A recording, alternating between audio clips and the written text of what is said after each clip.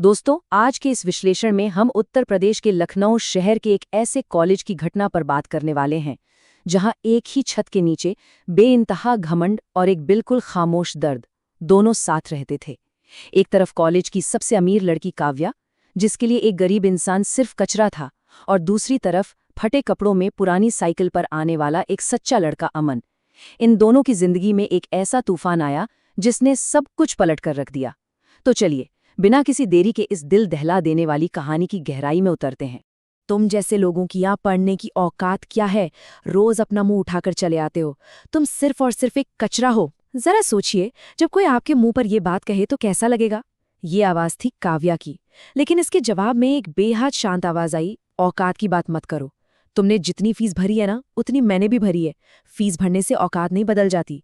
अब आप मुझे जाने दीजिए, मेरी क्लास का समय हो गया है। ये कोई मामूली बहस नहीं थी दोस्तों, ये दो बिल्कुल अलग दुनियाओं की बहुत बड़ी टक्कर थी।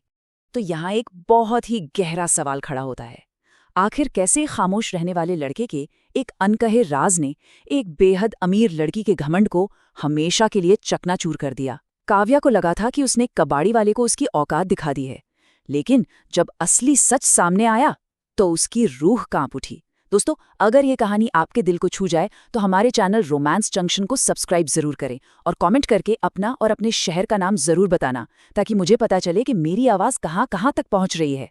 भाग 1, दो अलग दुनिया। लखनऊ के रॉयल हेरिटेज कॉलेज में अमीरी बनाम गरीबी।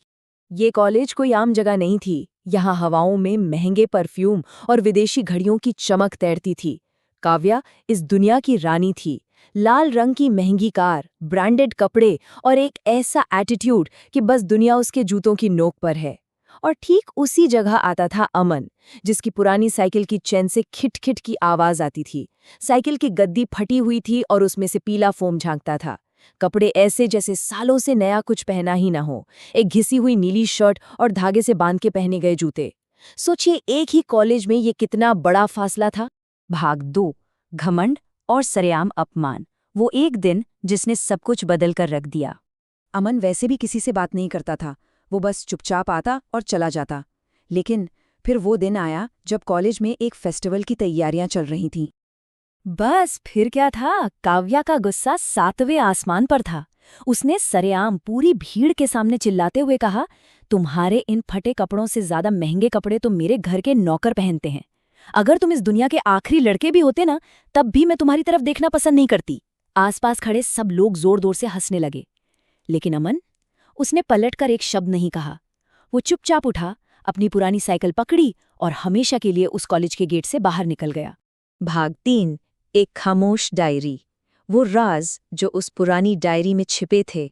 अमन को गए हुए करीब 3 हफ्ते बीत चुके थे। एक दिन लाइब्रेरी के चपरासी ने काव्या को एक पुरानी फटे हुई डायरी लाकर दी। ये अमन की डायरी थी। जब काव्या ने उसे पढ़ना शुरू किया तो उसके होश उड़ गए। जरा इस रूटीन को सुनिए। अमन शाम 6 बजे से सुबह 4 बजे तक ईंट के भट्टे पर काम करता था। भारी ईंटें उठाने से उसके हाथों से खून रिसता था। वो सिर्फ 2 घंटे सो पाता था और फिर सुबह 8 बजे कॉलेज आ जाता था। लोग उस पर हंसते थे कि वो क्लास में सोता है, लेकिन किसी को सच नहीं पता था। अब आप सोच रहे होंगे कि एक कॉलेज जाने वाला लड़का अपनी जान ऐसे क्यों निकाल रहा था। उसकी वजह थी ये रकम, 15 लाख रुपए। डायरी से पता चला कि अमन की एक 8 साल की छोटी बहन थी, स्नेहा। स्नेहा के दिल में छेद था और डॉक्टर ने उसकी तुरंत सर्जरी के लिए पूरे 15 लाख रुपए का खर्च बताया था। वो अपनी बहन को बचाने के लिए पागलों की तरह मेहनत कर रहा था।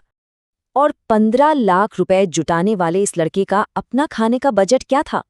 0, 0। डायरी में लिखा था कि वो कैंटीन तो दूर, बाहर भी कुछ नहीं खाता था। वो 2-2 दिन भूखा रहता था और सिर्फ कॉलेज के पीछे वाले पुराने नल का पानी पीकर अपनी भूख मिटाता था, बस इसलिए ताकि 1-1 रुपया बच सके और स्नेहा की दवाइयां आ सके। डायरी पढ़ते पढ़ते काव्या के आंसू रुक नहीं रहे थे और फिर एक ऐसा पन्ना सामने आया जिसने काव्या को पूरी तरह से तोड़ दिया। अमन ने डायरी में लिखा था, भगवान करे काव्या हमेशा ऐसे ही मुस्कुराती रहे, उसे कभी मेरी जैसी गरीबी और दर्द का सामना ना करना पड़े।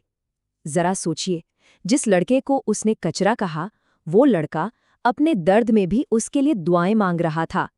ये पढ़कर काव्या फूट फूट कर रोने लगी। भाग 4 आखिरी भयानक फैसला, एक जान की कीमत। डायरी का जो बिल्कुल आखिरी पन्ना था वो उसी दिन लिखा गया था जब काव्या ने उसे सरेआम जलील किया था।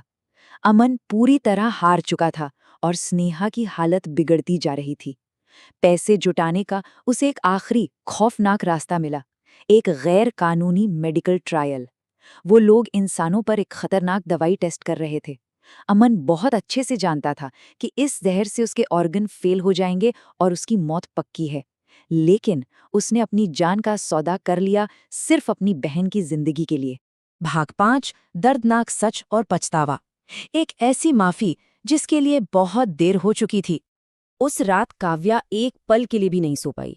अगली सुबह होते ही वो बदहवास होकर कीचड़ से भरी उस गरीब बस्ती की तरफ दौड़ पड़ी। उसे हर हाल में माफी मांगनी थी। वो सर्जरी के पैसे देना चाहती थी, लेकिन जब वो उस टूटे हुए बिना दरवाजे वाले कमरे में पहुंची तो वहां का नजारा देखकर वो सुन रह गई। छोटी सी स्नेहा अमन का वही पुराना नीला स्वेटर पकड़े रो रही थी, और दीवार पर अमन की एक तस्वीर टंगी थी जिस पर फूलों की माला चढ़ी हुई थी। वहां खड़ी एक बूढ़ी पड़ोसन ने भारी आवाज में जो बताया, उसने काव्या की दुनिया उजाड़ दी। पड़ोसन ने कहा, उसने अपनी बहन के लिए अपनी जान दे दी बेटा। वो पैसों का बैग लेकर आया और उसी रात जहरीली दवाई के असर से फर्श पर तड़प तड़प कर मर गया। स्नेहा का ऑपरेशन तो सफल हो गया, लेकिन हमारा अमन, वो हमेशा के लिए चला गया। उस दिन काव्या अमन की उसी जंग लगी साइकिल के पास बैठकर बहुत रोई, लेकिन अब पछताने से कुछ नहीं होने वाला था। काव्या का सारा गुरूर टूट चुका था। उसने अपनी महंगी कार, वो चमक दमक वाली दुनिया सब छोड़ दी और स्नेहा को गोद लेकर उसकी पूरी जिम्मेदारी उठा ली। ये पूरी घटना हमें चीख चीख कर एक बात सिखाती है, कभी भी किसी को उसके कपड़ों या दिखावे से जज मत कीजिए।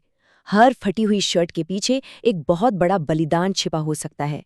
हम और आप अक्सर जाने अनजाने में लोगों को उनकी हैसियत से आंक लेते हैं, लेकिन जाते जाता बस इस एक सवाल के बारे में जरूर सोचिएगा, अगली बार जब हम किसी के फटे जूतों या पुरानी साइकिल पर हंसने वाले हों, तो क्या हम ये याद रखेंगे कि वो इंसान अपने कंधों पर कितना भारी बोझ लेकर चल रहा है। इसी विचार के साथ आज का ये विश्लेषण हम यहीं समाप्त करते हैं। हमेशा याद रखिए, सच्ची इंसानियत गुरूर में नहीं बल्कि किसी का दर्द समझने में है। अपना ख्याल रखिएगा।